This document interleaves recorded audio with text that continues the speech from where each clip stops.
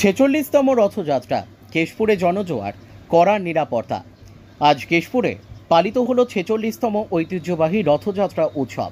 সকাল থেকে উৎসবের আমেজ ছিল চোখে পড়ার মতো।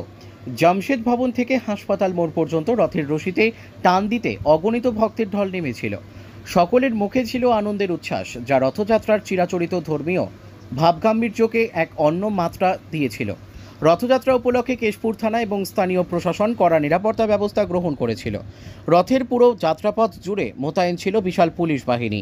অসংখ্য সাধারণ মানুষের স্বতঃস্ফূর্ত অংশগ্রহণ এবং তাদের নিরাপত্তা সুনিশ্চিত করতে পুলিশের ভূমিকা ছিল প্রশংসনীয়। বাইপাস দিয়ে যান চলাচল স্বাভাবিক রাখতেও বিশেষ ব্যবস্থা নেওয়া হয়েছিল, যাতে উৎসবের কারণে যানজটের সৃষ্টি না হয়। রথযাত্রা উপলক্ষে বসেছিল বিশাল মেলা। রথের দুপাশ জুড়ে হরেক রকম পশুরা সাজিয়ে বসেছিলেন স্থানীয় দোকানদারেরা।